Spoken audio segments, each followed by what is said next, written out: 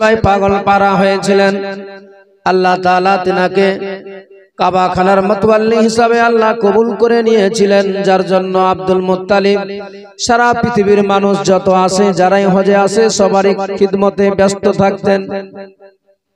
চলে গেলেন Abdul Muttalib বাড়ি থেকে। সন্ধ্যাবেলায় যখন ফেরত আসে খাওয়ার জন্য খাবার খেতে বসবে, সেই সময় খাবার প্লেটে করে দিয়েছেন আব্দুল মুত্তালিবের স্ত্রী আমার নবীর দাদি। দেওয়ার পরে বলেন, ওগো স্বামী, ওগো আমার মাথার তাজ, আপনার যদি একটু পারমিশন হয় তাহলে একটা কথা বলতাম আমি। আব্দুল মুত্তালিব বলতে লাগলেন, বলো কি বলবে? সকাল বেলায় তুমি বলেছিলে কি নাকি তোমার বলার আছে? কারণ আমি এমনিতেই ব্যস্ততা থাকার কারণে কোনো কিছু জিজ্ঞেস করা হয় না। তোমার আসলে কি বলার আছে একটু খুলে বলো তো, কি বলতে চাও তুমি? আমার নবীর দাদি বলতে লাগলেন, ওগো স্বামী, গত কয়েক মাস হয়ে গেল শুধু আমি নয়, আমার বাড়ির বাইরের মানুষেরাও, পাশের বউরাও পর্যন্ত সমালোচনা করে, কিন্তু আমি যখন যাই আমার সামনে সব চুপ হয়ে যায়, কেউ কোনো কথা বলে না। কিন্তু আমার শুনে বড় খারাপ লাগে, যার জন্য আজকে আমি তোমারে বলতে চাই, আমি তোমাকে বলতে চাই এই বিষয় নিয়ে। আব্দুল মুত্তালিব বলতে লাগলেন, বলো কি বলবে?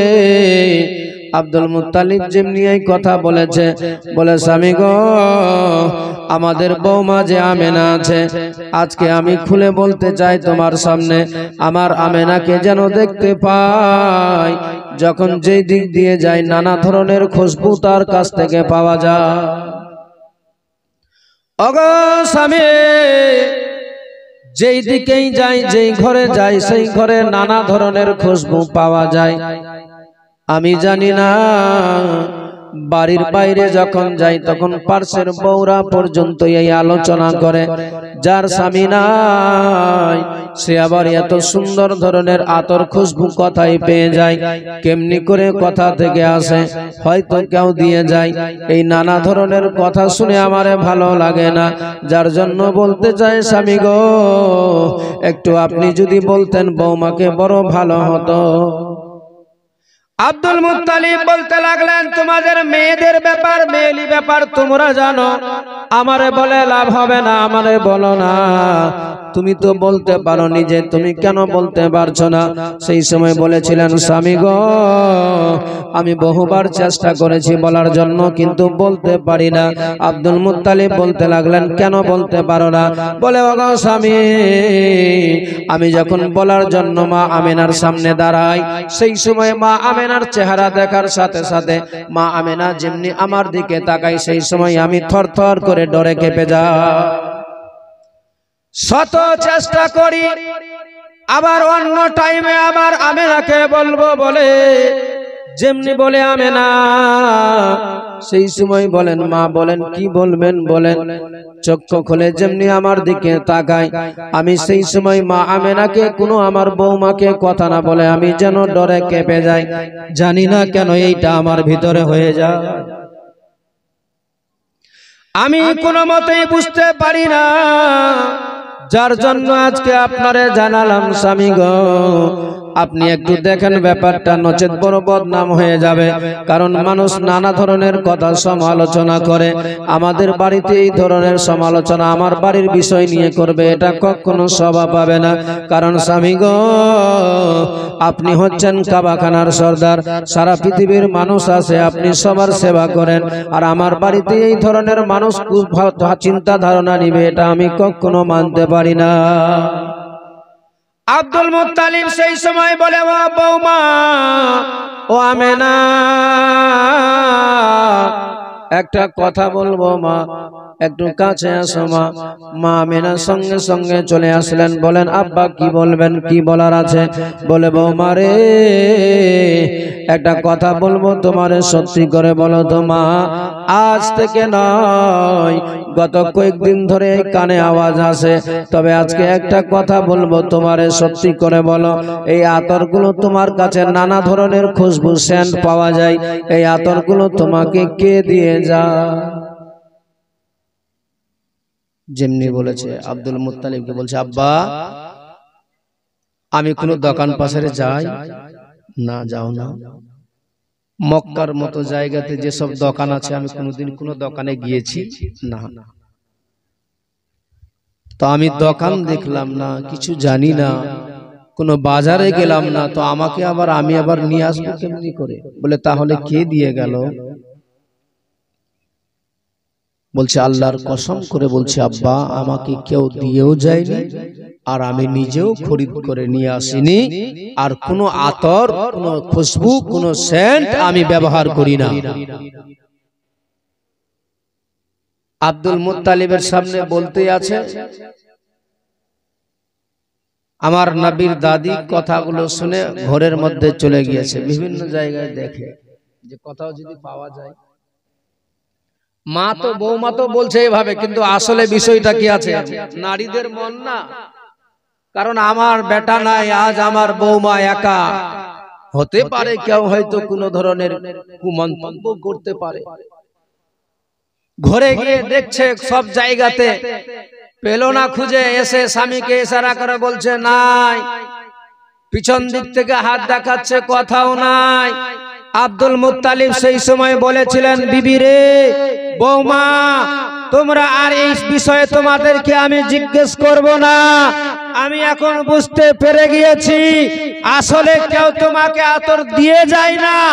আসলে যেই কারণটা, সেটা হচ্ছে একমাত্র একটাই কারণ, যেটা হচ্ছে আমার সন্তানের পেশানিতে যে নূরে মুহাম্মদ ছিল, সেটা তোমার গর্ভে সেই মুহাম্মদুর রাসূলুল্লাহর কারণে আজ তোমার মুখ থেকে, তোমার শরীর থেকে খুশবু বেরিয়ে যাচ্ছে। মা, আমার যে দাদু ভাই আসবে, সেই দাদু ভাইয়ের বা দৌলতে, তিনার ওসিলাতে আজকে তোমার চেহারা থেকে, তোমার থুতু থেকে খুশবু পাওয়া যায়। মারে, আমি বুঝতে পেরে গিয়েছি আসলে এটাই কারণ, অন্য কোনো কারণ নাই। বাবা ভাই, এভাবে অনেক ঘটনা রয়েছে। মা আমেনা যখন রাস্তায় চলতেন, এ ভাই, যারা নবীর বিষয়ে কুমন্তব্য করে তাকে একবার ভাবা দরকার। যারা আমার নবী তো দূরে থাক, নবীর মা যখন রাস্তায় চলেছে, রাস্তায় চলতে চলতে যেই জায়গাতে পা রেখেছে, যেই পাথরে পা রেখেছে, সেই পাথরটার সাথে সাথে গলে মম হয়ে গেছে। আমার নবী না, নবীর মা পাথরে পা দিয়েছে, পাথরটা গলে মম হয়ে গেল। মা আমেনা বলেন, আমি সময়ে সামনে দিকে তাকাতে গিয়ে কাটাই পা পড়েছে, সেই দেখছি কাটাটা, পরবর্তীতে পা তোলার সাথে সাথে দেখতে পাচ্ছি কাটা নয়, বরঞ্চ সেটা ফুল হয়ে গিয়েছে। কিতাব লিখছে, মুখে বলছি না, বানানো গল্প না। মা আমেনা বলেন, যখন রাস্তায় আমি চলি, সেই সময় খেজুর গাছগুলো এত হেলে যায় আমার উপরে, যে মনে হচ্ছে আরেকটু হেলে গেলে মনে হয় আমার উপরে পড়ে যাবে। নিজের শ্বশুর আব্বাকে বলে, আব্বা, আমি যখন রাস্তায় যাই, গাছগুলো ঝুঁকে মনে হচ্ছে আমার উপরে পড়ে যাচ্ছে। আমার নবীর দাদু বলে, মা রে, ও বৌমা, তুমি যাবে না, আর তুমি এই বিষয়ে ভয় করো না। আসলে তুমি যখন যাচ্ছ, সেই সময় সম্মানার্থে গাছগুলো ঝুঁকে যাচ্ছে, কারণ তোমার গর্ভে যে আছে সে হবে আখেরি জামানার পয়গম্বর। বলুন সুবহানাল্লাহ।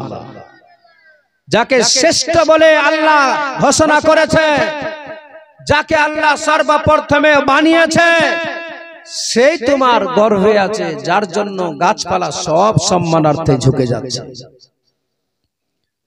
মা আমেনা একদিন শ্বশুর আব্বাকে বলতে লাগলেন, আব্বা গো, ওগো আব্বা, সবাই যাচ্ছে আজকে মক্কার মতো জায়গাতে, যে নারীরা আছে সবাই যাই পানি তুলতে। আব্বা,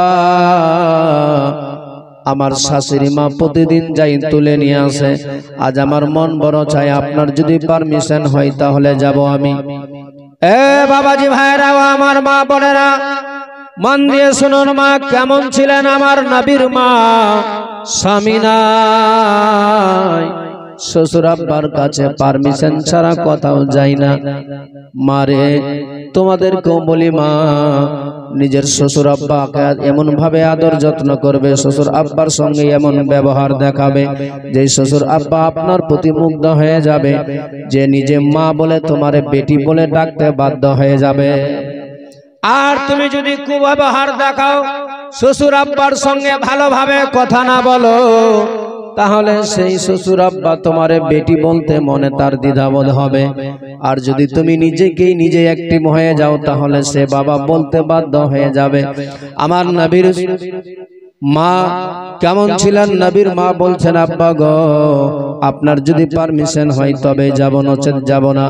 আব্দুল মুত্তালিব বলেছিলেন, মা তোমার যদি এতই মনের আশা রয়ে আছে, এতই তোমার মনের বাসনা, যাও মা, সবাই যাচ্ছে, তোমাকে কেন আমি বাধা দিব? যাও, তুমিও যদি যেতে চাও। মা আমেনা নিজের হাতে বর্তন নিয়ে চলে গেলেন, কুয়ার পার্শ্বে নিকটে গিয়েছে। যেই কুয়া আবে জমজম ছিল বাবা, যেখান থেকে পানি তুলবেন বলে মনে করে মক্কার যত নারী ছিল সবাই পানি তুলতে যাই সেই জায়গাতে। আমার নবীর মায়ও সেই দিনে গিয়েছে। সব নারীরা, মক্কার যেই নারীরা পানি তুলতে গিয়েছিল, তারা যখন পানি তুলে বাবা, দেখতে পাওয়া যায় বালতিটা যখন ছাড়ে 100 থেকে 150 ফিট নিচে পানি রয়ে আছে। দড়িটা অনেক লম্বা ছাড়তে হয়। তখন তো এই দড়ি ছিল না, চামড়ার দড়ি ছিল বাবা। আর চামড়ার মুসুক হয়েছিল, সেই বালতি দিয়ে পানি তুলতেছিল। তুলতে তুলতে সবার পানি তোলা হয়ে গেল। শেষ পর্যন্ত আমার নবীর মা আমেনার পালি পড়ে গেল। মা আমেনা সিরিয়ালে চলে এসেছে, বালতিখানা যেমনি হাতে নিয়েছে, কুয়ার মধ্যে ফেলতে যাবে, সেই সময় আমার আল্লাহ তাআলা বলে, ও জিবরিল, যা যা তাড়াতাড়ি করে কাবাখানার নিকটে গিয়ে পৌঁছে যা, তাড়াতাড়ি করে। আমার নবীর মা পৌঁছে গিয়েছে সেই জায়গাতে, কারণ যেই কুয়ার পানি আছে সেই পানিটা প্রায় 100 থেকে 150 ফিট নিচে আছে। আমার মা আমেনা, আমার নবীর মা, যখন বালতি থেকে পানি তুলতে যাবে, সেই সময় নিজের পেটখানা, নিজের শরীরটাকে কুয়ার সঙ্গে টাচ করতে হবে। সেই টাচের কারণে হয়তো মা আমেনার কষ্ট হতে পারে। মা আমেনার যদি কষ্ট হয়, তাহলে আমার নবী বড় কষ্ট পাবে। আর আমার নবী যদি কষ্ট পায়, তাহলে আমার মন খারাপ হয়ে যাবে। যার জন্য আমি বলতে চাই, জিবরিল যা যা তাড়াতাড়ি করে পানিকে গিয়ে বলে দে, পানি যেন তাড়াতাড়ি করে আমার নবীর মায়ের সামনে হাতে উঠে যা। যেমনি এই কথা বলেছে, মা আমেনা যেন নিজের চোখ দ্বারা দেখতে পায় যে মক্কার নারীরা বালতিকে ছেড়ে 100 ফিট নিচ থেকে পানি তুলতে হয়েছে। মা আমেনা যেমনি বালতিটাকে ছাড়তে যাবে, খোদার হুকুমে ওই পানিটা এত দ্রুত গতিতে উপরে উঠতে লেগেছে। মা আমেনা সেই সময় বালতিটাকে ছেড়ে নিজের বাড়ির দিকে অগ্রসর হয়ে গেল, দৌড়াতে লেগে গেল। তাড়াতাড়ি দ্রুত গতিতে ছুটে বাড়িতে চলে গেল। আর গিয়ে বলে, আব্বা গো, বড় একটা সর্বনাশ হয়ে গেল আব্বা, একটা বিশাল বড় ঘটনা ঘটে গেল। কি হয়েছে বৌমা বলো?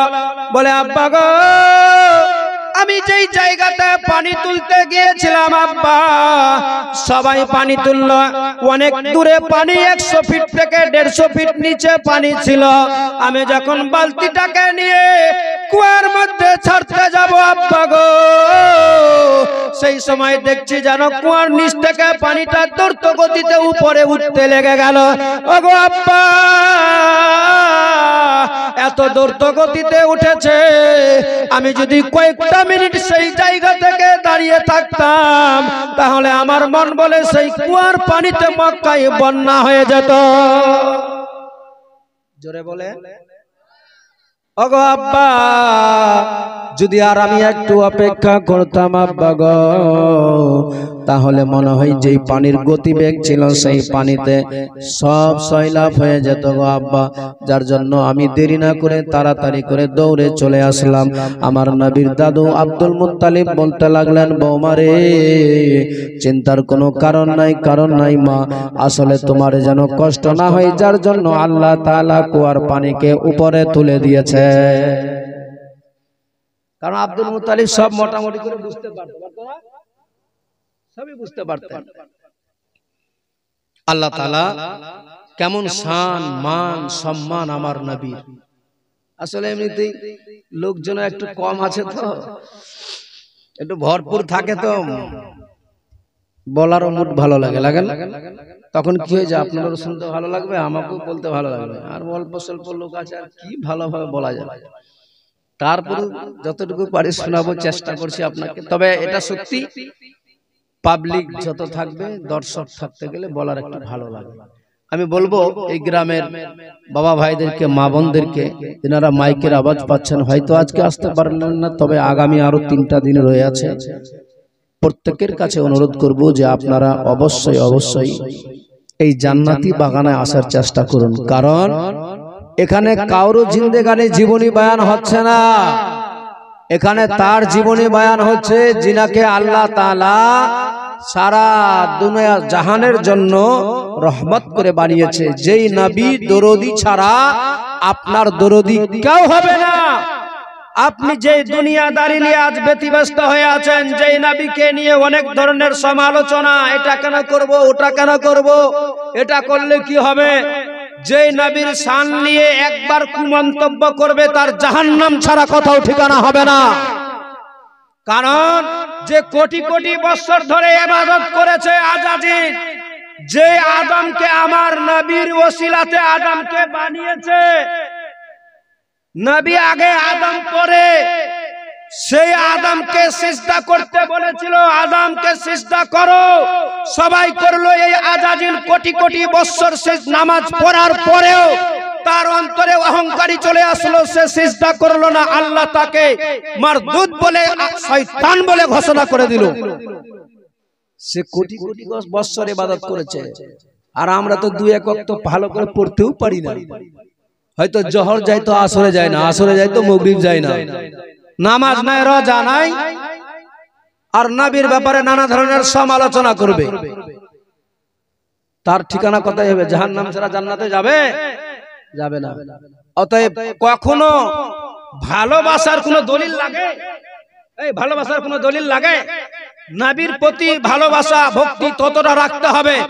নিজের বাবা মা ছেলে মেয়ে জমি জায়গা টাকা পয়সা সমস্ত কিছুর থেকেও, সারা পৃথিবীতে যত কিছু আছে সব কিছু থেকেও, নিজের জীবন থেকেও, যতক্ষণ পর্যন্ত আপনি নবীকে না বেশি ভালোবাসতে পেরেছেন, পূর্ণ মুমিন আপনি হতেই পারেন না। আমার নবীর হাদিস, আপনি যতক্ষণ পর্যন্ত নিজের জীবন থেকে আমার নবীকে না ভালোবেসেছেন, ততক্ষণ পূর্ণ মুমিন হতে পারবেন না। সেই নবীর বিষয়ে কোন রকমের সমালোচনা করা যাবে না। কারণ আমার নবীজির বিষয় নিয়ে একদিন উমরে ফারুককে আমার নবীজি জিজ্ঞেস করছে, উমর, তোমার নবীকে তুমি কতটা ভালোবাসো? বলে, ইয়া রাসূলুল্লাহ, জমি জায়গা টাকা পয়সা বাবা মা ছেলে মেয়ে বিবি বাচ্চা যারা আছে সবার থেকে আপনারে বেশি ভালোবাসি। আমার নবী বলেন, ওমর, তুমি এখনো পূর্ণাঙ্গ মুমিন হতে পারোনি। নবীর সাহাবী তো সেই সাহাবী ছিল না? আল্লাহ তাদেরকে বুঝার শক্তি দিয়েছিল, তিনাদের মেধা শক্তি ছিল, ব্রেন শক্তি ছিল, সেইভাবে সঙ্গে সঙ্গে বলে, ইয়া রাসূলুল্লাহ, ইয়া হাবিবাল্লাহ, নবী গো, জমি জায়গা ছেলে মেয়ে বাবা মা সব চাইতেও, নিজের জীবনটাও চাইতেও আপনারে আমি বেশি ভালোবাসি। আমার নবী বলেন, ওমর, তুমি এখন পূর্ণাঙ্গ মুমিন মুসলমান হয়ে গিয়েছো।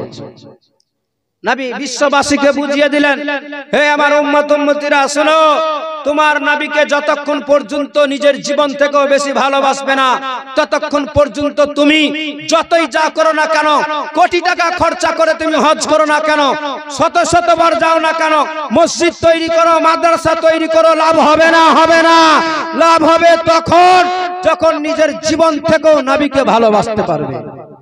সেই নবীকে কাকে জীবন থেকে বেশি ভালোবাসা যাবে?